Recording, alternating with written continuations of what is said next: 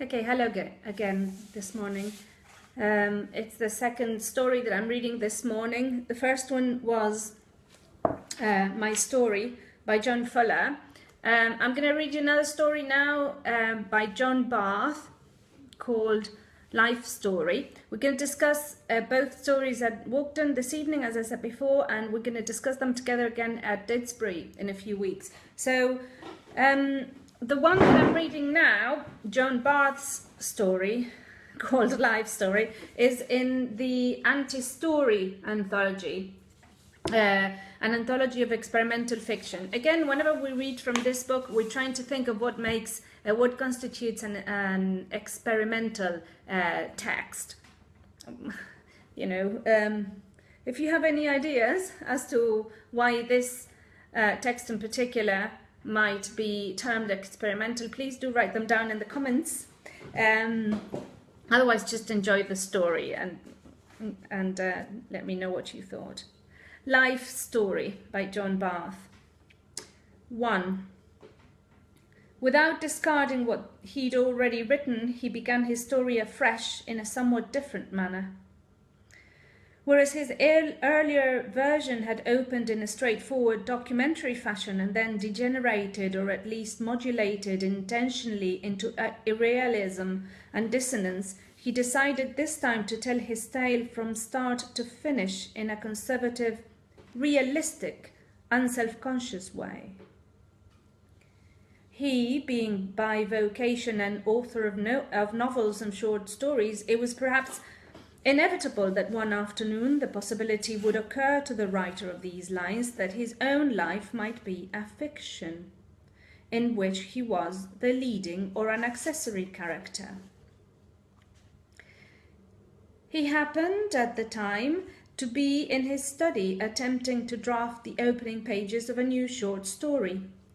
Its general idea had preoccupied him for some months, along with other general ideas, but certain elements of the conceit, without which he could scarcely proceed, remained unclear. More specifically, narrative plots may be imagined as consisting of a ground situation. Scheherazade desires not to die. Focused and dramatized by a vehicle situation. Scheherazade beguiles the king with endless stories, the several incidents of which have their final value in terms of their bearing upon the ground situation. In our author's case, it was the vehicle that had vouchsafed itself, first as a germinal proposition in his commonplace book. D comes to suspect that the world is a novel, himself a fictional personage. Subsequently, as an articulated conceit explored over several pages of the workbook in which he elaborated more systematically his casual inspirations. Since D is writing a fictional account of his conviction, he has indisputably a fictional existence in his account, replicating what he suspects to be his own situation. Moreover, E, hero of D's account, is said to be writing a similar account, and so the replication is in both ontological directions, etc. But the ground situation, some state of affairs on D's part, which would give dramatic resonance to his attempts to prove himself factual, assuming he made such attempts, obstinately withheld itself from his imagination. As is commonly the case, the question reduced to one of stakes. What were to be the consequences of D's and finally E's disproving or verifying his suspicion, and why should a reader be interested? What a dreary way to begin a story, he said to himself upon reviewing his long introduction. Not only is there no ground situation, but the prose style is heavy and somewhat old-fashioned, like an English translation of Thomas Mann. And the so-called vehicle itself is at least questionable, self-conscious, vertiginously arch, fashionably solipsistic, unoriginal. In fact, a convention of 20th century literature. Another story about a writer writing a story. Another regress in infinitum. Who doesn't prefer art that at least overtly imitates something other than its own processes? That doesn't continually proclaim, "Don't forget, I'm an artifice." That takes for granted its mimetic nature instead of asserting it in order, not so slyly after all, to deny it or vice versa. Though his critics, sympathetic and otherwise, described his own work as avant-garde, in his heart of hearts he disliked literature of an experimental, self-despising or overtly metaphysical character, like Samuel Beckett's, Marion Cutler's, Jorge Borges's. The logical fantasies of Lewis Carroll pleased him less than straightforward tales of adventure, subtly sentimental romances, even densely circumstantial realisms like Tolstoy's. His favourite contemporary authors were John Updike, Georges Simenon, Nicole Ribot. He had no use for the theatre of absurdity, for black humour, for allegory in any form, for apocalyptic preachments meretriciously tricked out in dramatic garb. Neither had his wife and adolescent daughters, who for that matter preferred life to literature and read fiction when at all for entertainment. Their kind of story, his too finally, would begin, if not once upon a time, at least with arresting circumstance, bold character, trenchant action. C flung away the whining manuscript and pushed impatiently through the French doors leading to the terrace from his oak wainscoted study. Pausing at the stone balustrade to light his briar, he remarked through a lavender cascade of wisteria that lithe-limbed Gloria of timorous eye and militant breast, had once again chosen his boat wharf as her basking place. By Jove, he explained to himself, it's particularly disquieting to suspect not only that one is a fictional character, but the fiction one's in, the fiction one is quite the sort one least prefers. His wife entered the study with coffee and an apple pastry, set them at his elbow on his work table, returned to the living room. Et pelut condonedode nioing niaing. One manifestation of schizophrenia, as everyone knows, is the movement from reality toward fantasy, a progress which not infrequently takes the form of distorted and fragmented representation, abstract formalism, an increasing preoccupation, even obsession with pattern and design for their own sakes, especially patterns of a baroque, enormously detailed character, to the virtual exclusion of representative content. There are other manifestations. Ironically, in the case of graphic and plastic artists, for example, the work produced in the advanced stages of their affliction may be more powerful and interesting than the realistic productions of their earlier sanity. Whether the artists themselves are gratified by this possibility is not reported. B called upon a literary acquaintance. B. Summering with Mrs. B and children on the eastern shore of Maryland. You say you lack a ground situation. Has it occurred to you that that circumstance may be your ground situation? What occurs to me is that if it is, it isn't. And conversely, the case being thus, what's really wanting after all is a well-articulated vehicle, a foreground or upstaged situation to dramatize the narrator's or author's groundledge. His what? To write merely, C comes to suspect that the world is a novel. Himself, a fictional personage, is but to introduce the vehicle.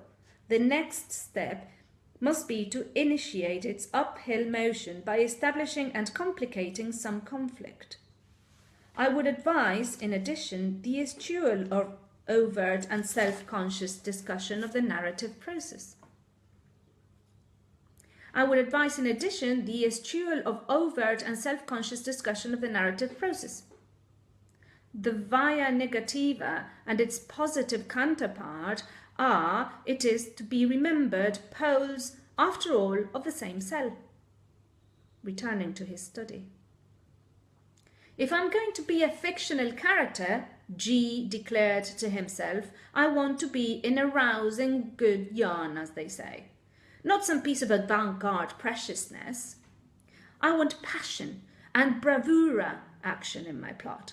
Heroes I can admire, heroines I can love, memorable speeches, colourful accessory characters, poetical language. It doesn't matter to me how naively linear the anecdote is. Never mind modernity, how reactionary J appears to be.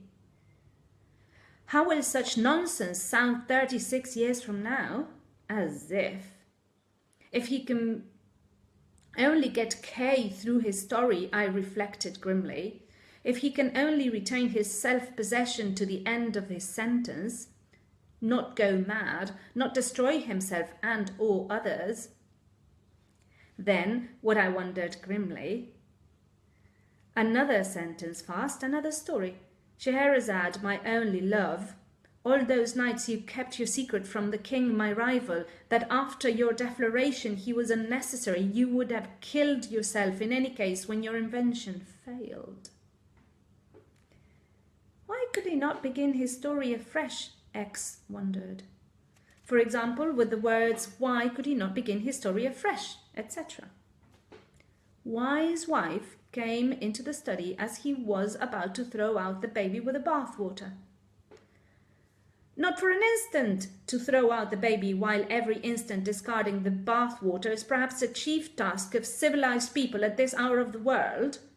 I used to tell B that without success. What makes you so sure it's not a film he's in or a theatre piece? Because you responded while he certainly felt rather often that he was merely acting his own role or roles. He had no idea who the actor was, whereas even the most Stanislavski Methodist would presumably, if questioned closely, recollect his off-stage identity even on stage in mid-act. Moreover, a great part of T's drama, most of his life in fact, was non-visual, consisting entirely in introspection, which the visual dramatic media couldn't manage easily. He had, for example, mentioned to no one his growing conviction that he was a fictional character. And since he was not given to audible soliloquizing, a spectator would take him for a cheerful, conventional fellow, little suspecting that, etc. It was, of course, imaginable that much goes on in the mind of King Oedipus in addition to his spoken sentiments. Any number of interior dramas might be being played out in the actors' or characters' minds, dramas of which the audience is as unaware as are V's wife and friends of his growing conviction that he's a fictional character. But everything suggested that the medium of his life was prose fiction. Moreover, a fiction narrated from either the first person or the third person omniscient point of view. Why is it, L wondered with mild disgust, that both K and M, for example, choose to write such stuff when life is so sweet and painful, and full of such a variety of people, places, situations and activity other than self-conscious and, after all, rather blank introspection? Why is it, N wondered, etc., that both M and O, etc., when the world is in such parlous explosive case, why, etc., etc., etc., when the word, which was in the beginning, is now evidently nearing the end of its road? Am I being strung out in this ad libitum fashion, I wondered, merely to keep my author from the pistol? What sort of story is it whose drama lies always in the next frame out? If Sinbad sinks, it's Scheherazade who drowns. Whose neck, one wonders, is on her line? 2. discarding what he'd already written as he could wish to discard the mumbling pages of his life, he began his story afresh, resolved this time to eschew overt and self-conscious discussion of his narrative process, and to recount instead, in the straightforwardest manner possible, the several complications of his character's conviction that he was a character in a work of fiction, arranging them into dramatically ascending stages if he could, for his readers' sake, and leading them, the stages, to an exciting climax and denouement if he could. He rather suspected that the medium and genre in which he worked, the only ones for which he felt any vocation, were moribund, if not already dead. The idea pleased him. One of the successfulest men he knew was a blacksmith of the old school who, etc. He meditated upon the grandest sailing vessel ever built, the France II, constructed in Bordeaux in 1911, not only when, but because the age of sail had passed. Other phenomena that consoled and inspired him were the great flying boat Hercules, the Zeppelin Hindenburg, the Tsar Pushka cannon, and the then record Dow Jones Industrial Average of 381.17 attained on September the 3rd, 1929. He rather suspected that the society in which he persisted, the only one with which he felt any degree of identification, was moribund, if not, etc. He knew beyond any doubt that the body which he inhabited, the only one, etc., was, etc. The idea, etc. He had for 36 years, lacking a few hours, been one of our dust mote's 3 billion tenants, give or take 500 million, and happening to be, as well, a white-made citizen of the United States of America, he had 36 years plus a few hours more to cope with, one way or another, unless the actuarial tables were mistaken.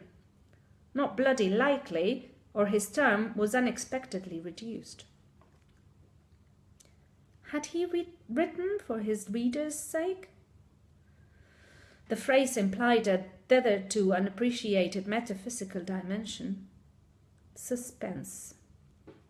If his life was a fictional narrative, it consisted of 3 terms: teller, tale, told.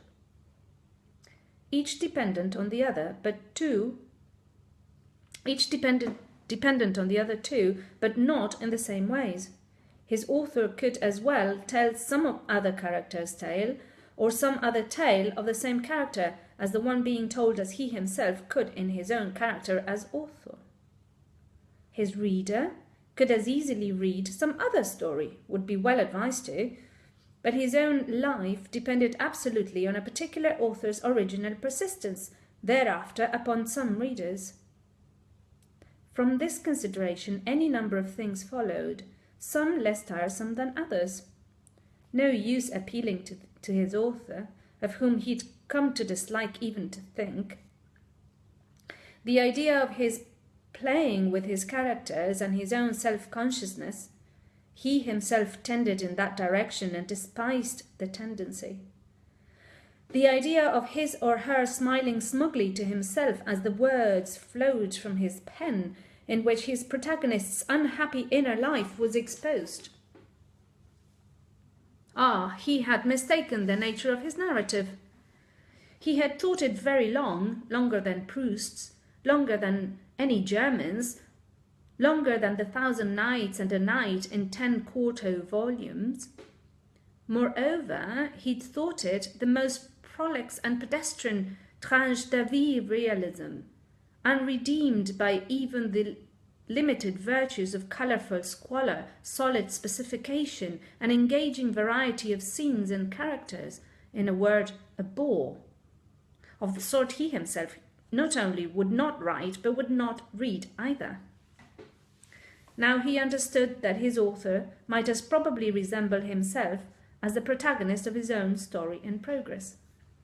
Like himself, like his character aforementioned, his author not impossibly deplored the obsolescence of humanism, the passing of savoir-vivre, etc., admired the outmoded values of fidelity, courage, tact, restraint, amiability, self-discipline, etc., preferred fictions in which were to be found stirring actions, characters to love as well as ditto to despise, speeches and deeds to affect us strongly, etc.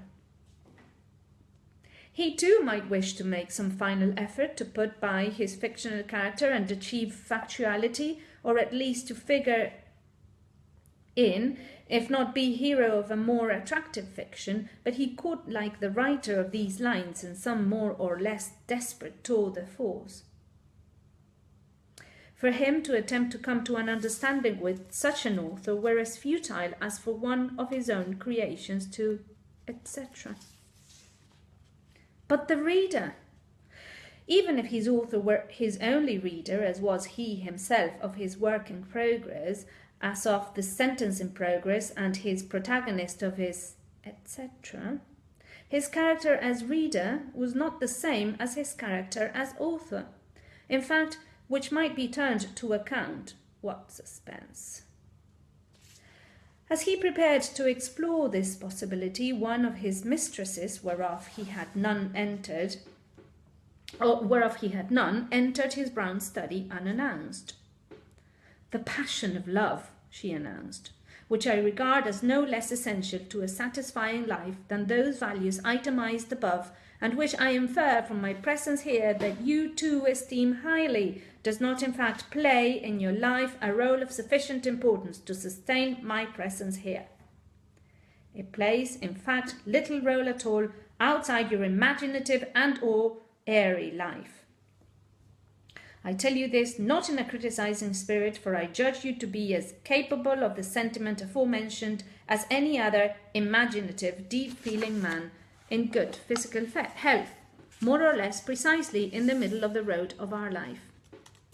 What hampers, even cripples you is in this regard is your final preference, which I refrain from analyzing, for the sedater, more responsible pleasures of monogamous fidelity and the serener affections of domesticity, notwithstanding the fact that your enjoyment of these is correspondingly inhibited, though not altogether spoiled, by an essentially romantical, unstable, irresponsible, death-wishing fancy.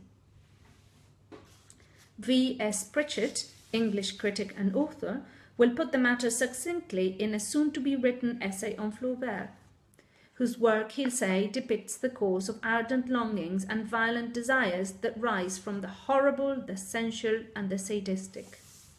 They turn into the virginal and mystical, only to become numb by satiety. At this point, pathological boredom leads to a final desire for death and nothingness, the romantic syndrome.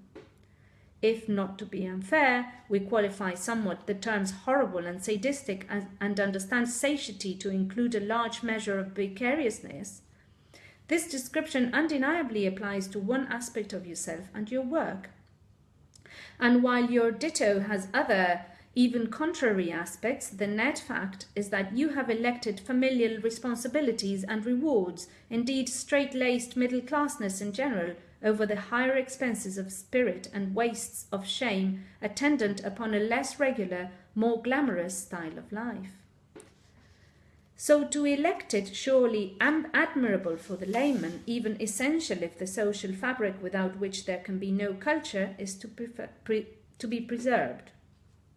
For the artist, however, and in particular the writer, whose traditional material has been the passions of men and women, the choice is fatal. You having made it, I bid you good night, probably forever. Even as she left, he reached for the sleeping pills cached conveniently in his writing desk and was restrained from their administration only by his being in the process of completing a sentence, which he cravenly strung out at some sacrifice of rhetorical effect upon realizing that he was, etc. Moreover, he added hastily, he had not described the intruder for his reader's vicarious satiety. A lovely woman she was, whom he did not after all describe for his readers, etc., inasmuch as her appearance and character were inconstant. Her interruption of his work inspired a few sentences about the extent to which his fiction inevitably made public his private life, though the trespasses in this particular were as nothing beside those of most of his profession. That is to say, while he did not draw his characters and situations directly from life, nor permit his author protagonist to do so, any moderately attentive reader of his oeuvre, his what, could infer, for example, that its author feared, for example, schizophrenia, impotence, creative and sexual, suicide, in short, living and dying. His fictions were preoccupied with these fears among their other, more serious preoccupations. Hot dog. As of the sentence in progress, he was not in fact unmanageably schizophrenic, impotent in either respect, or dead by his own hand. But there was always the next sentence to worry about. In sum, he concluded hastily, such limited self-exposure did not constitute a misdemeanor, representing or miss, as it did, so small an aspect of his total self, negligible a portion of his total life, even which totalities, where they made public, would be found remarkable only for their being so unremarkable. Well shall he continue. Bearing in mind that he had not developed what he'd mentioned earlier about turning to advantage his situation vis-a-vis his reader, in fact, he deliberately now postponed his return to that subject, sensing that it might well constitute the climax of his story. He elaborated one or two ancillary questions, perfectly aware that he was trying, even exhausting, whatever patience might remain to whatever readers might remain, to whoever elaborated yet another ancillary question. Was the novel of his life, for example, a roman à clef? Of that genre he was as contemptuous as of the others aforementioned. But while in the introductory adverbial clause it seemed obvious to him that he didn't stand for anyone else, any more than he was an actor playing the role of himself, by the time he reached the main clause he had to admit that the question was unanswerable. Since the real man to whom he'd correspond in a roman à clef would not be also in the roman à clef, and the characters in such works were not themselves aware of their irritating correspondences. Similarly unanswerable were such questions as when his story, so he regarded it for convenience and consolement, though for all he knew he might be not the central character, it might be his wife's story, one of his daughters, his imaginary mistresses, the man who once cleaned his chimneys, began. Not impossibly at his birth, or even generations earlier. A Bildungsroman, an Erziehungsroman, a Roman fleuve. More likely, at the moment, he became convinced of his fictional nature. That's where he'd have begun it, as he'd begun the piece currently under his pen. If so, it followed that the years of his childhood and younger manhood weren't real. He'd suspected as much, in the first-order sense, but a mere background consisting of a few well-placed expository insinuations, perhaps misleading, or inferences, perhaps unwarranted, from strategic hints in his present reflections. God, so to speak, spare his readers from heavy-footed forced expositions of the sort that begin in the countryside in May, in the year it occurred to the novelist that his own life might be in which he was the leading or an accessory character. He happened at the time to be in the oak wainscoted study of the old family summer residence. Through a lavender cascade of hysteria, he observed that his wife had once again chosen to be the subject of this clause, itself the direct object of his observation. A lovely woman she was, whom he did not describe in keeping with his policy against drawing characters from life, as who should draw a condemnee to the gallows. Begging his pardon, flinging his tiresome tail away, he pushed impatiently through the French windows leading from his study to a sheer drop from the then record high into a nearly fatal depression. He clung onto his narrative, depressed by the disproportion of its rationalization to its dramatization, reflection to action. One had heard Hamlet criticized as a collection of soliloquies for which the implausible plot was a mere excuse. Witnessed Italian operas whose dramatic portions were no more than interstitial relief and arbitrary continuity between the arias. If it was true that he didn't take his real life seriously enough, even when it had him by the throat, the fact didn't lead him to consider whether the fact was a cause or a consequence of his tale's tedium, or both. Concluding these reflections, he concluded these reflections: that there was at this advanced page still apparently no ground situation suggested that his story was dramatically meaningless. If one regarded the absence of a ground situation, more accurately the protagonist's anguish at that absence and his vain endeavours to supply the defect, as itself a sort of ground situation, did his life story thereby take on a kind of meaning? A dramatic sort, he supposed, though of so sophisticated a character as more likely to annoy than to engage. 3. The reader, you dogged, uninsultable, print-oriented bastard. It's you I'm addressing. Who else? From inside this monstrous fiction.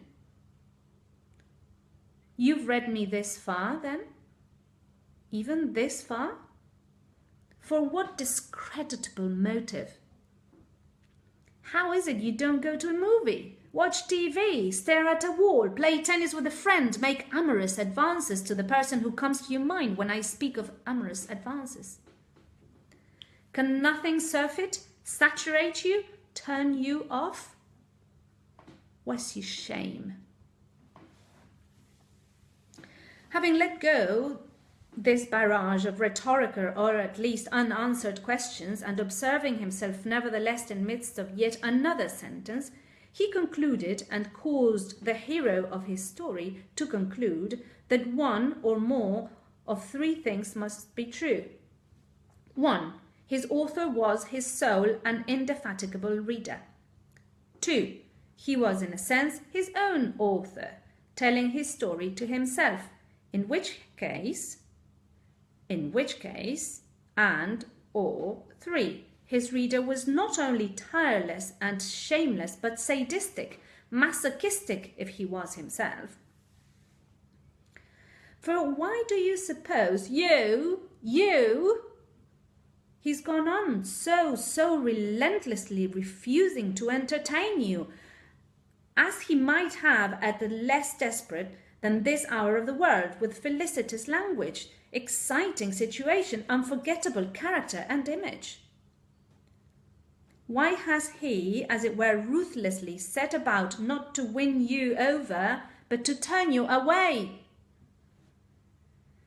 Because your own author, bless and damn you, his life is in your hands. He writes and reads himself.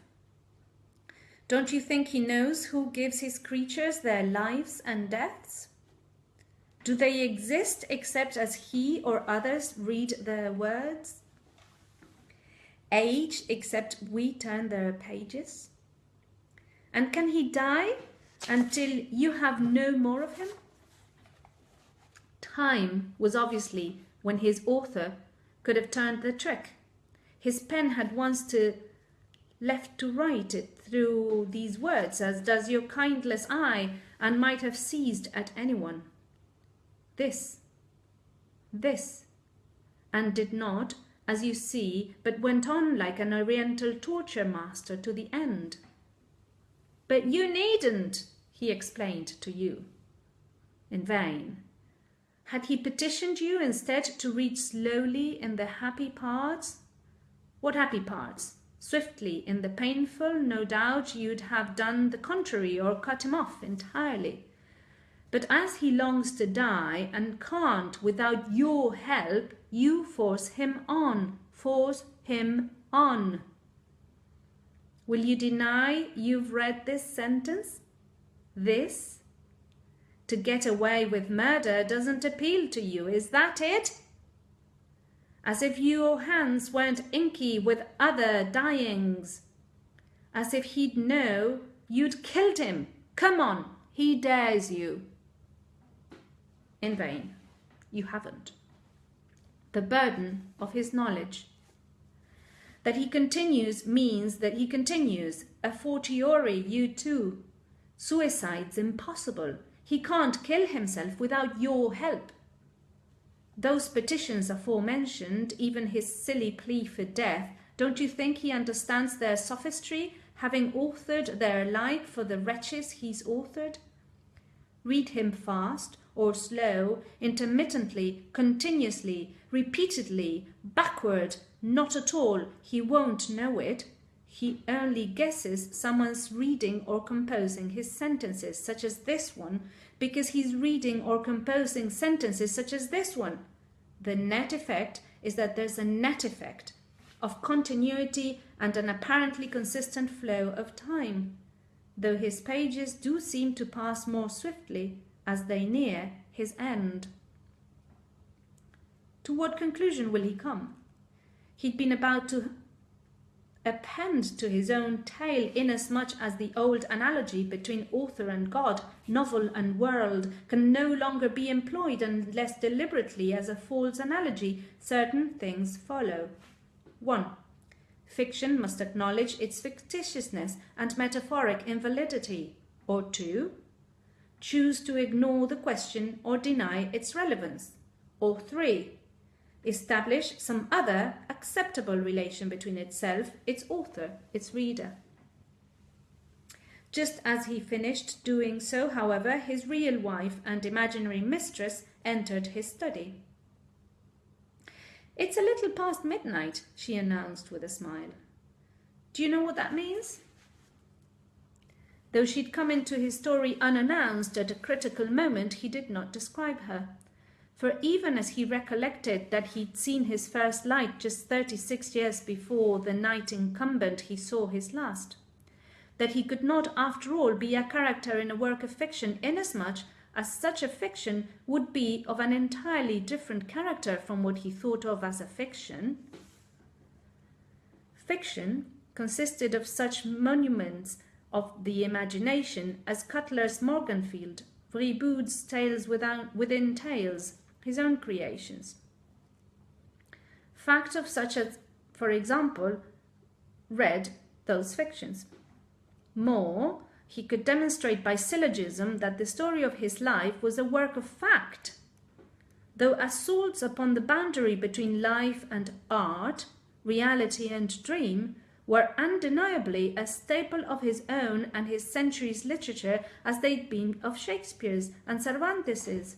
Yet it was a fact that in the corpus of fiction, as far as he knew, no fictional character had become convinced, as had he, that he was a character in a work of fiction. This being the case, and he having in fact become thus convinced, it followed that his conviction was false. "Happy birthday," said his wife, etc., kissing him, etc., to obstruct his view of the end of the sentence he was nearing the end of, playfully refusing to be naysayed, so that in fact he did at last, as did his fictional character, end his ending story, endless by interruption. Cap his pen. That was John Barth's life story. If you have made it this far through this story, which is demanding, to say the very least, challenging of all our conceptions of what literature should be, congratulations, you've done really, really well. Thank you for listening. That was a very demanding read. And do let me know what you thought, particularly in this case, and how you felt coming to the end of the story. What did it feel like experiencing the whole text, or what you did experience? Do tell me what it was like. If you could kind of describe it in terms of impressions and feelings. It doesn't have to be anything particularly articulate. Just quick impressions. That would be very useful. It would be wonderful. Thank you very much, and congratulations for enduring this story. Thank you.